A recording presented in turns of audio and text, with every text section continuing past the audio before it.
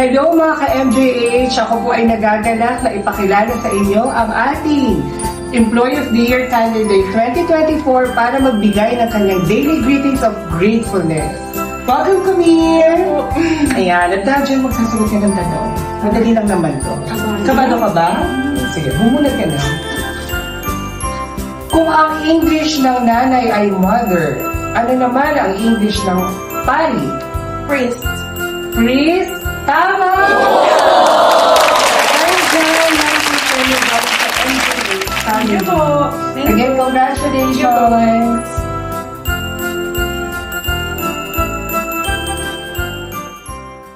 Bali nakalala ko po yung Mary Johnston Hospital. Bali ano siya, September 2018. Kasi meron kaming ka-churchmate na nag-work dito sa ECG. Actually, kaka-resign ko lang yun sa work sa Laguna. Tapos, nag-offer siya kung gusto ko daw. Pero kasi project-based pa lang nun. Tapos, sabi niya, wala daw kasiguraduhan kung mare-regular. Nag-apply ako, tas on the same date, nag-exam ako, tas nakapasok naman. Tapos, ayun, nagtuloy-tuloy na ako sa Mary Johnston. Ang una kong work kasi talaga nun is mag-encode ako sa PhilHealth. Tapos sa ngayon, gumagawa pa rin naman ako ng PhilHealth, pero nag-a-admit ako ng pasyente, nag-a-assist na rin ako ng mga pasyente. Tapos marami na lang natutulungan, hindi lang sa relative ko, pati yung ibang mga pasyente yung nakikilala na. Nag-regular po ako, 2019 na siya. Tapos simula nung tuloy-tuloy na hanggang ngayon, admitting staff na po ako.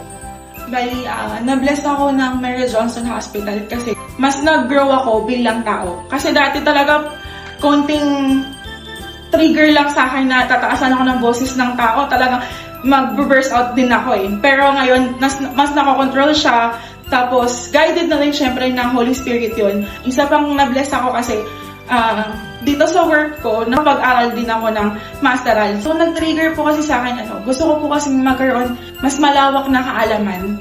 Hindi lang, admitting dapat ganito lang ako. Hanggang dito lang yung dapat yung knowledge na meron ako. Gusto ko siyang mas expand. Tapos, gusto kong, marami din ako matutulungan through my MBA din kasi. Isa din pinagkapasalamat ko kasi dito din sa work ko, makakatapos na rin ako ng masteral. Sa family ko naman, na-bless kami kasi yung time na na-COVID yung daddy ko, sobrang daming hospital na napuntahan. Sinasabi na walang vacant. Kasi yung time na yun talagang sobrang daming na-admit and namamatay.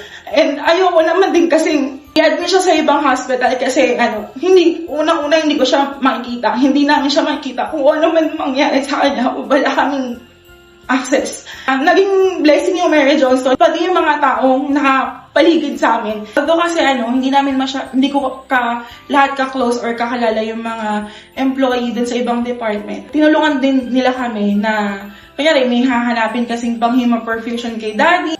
Tinulungan nila kami kung saan makakahanap, kung saan mas mura, ganun. Kaya nagpapasalamat ako sa MJ, sa mga ganong opportunity na binigay nila sa amin. Ang hindi ko po makakalimutan sa Mary Johnston Hospital, yung pag-aalaga nila, hindi lang mismo sa pasyente, pati din sa mga empleyado.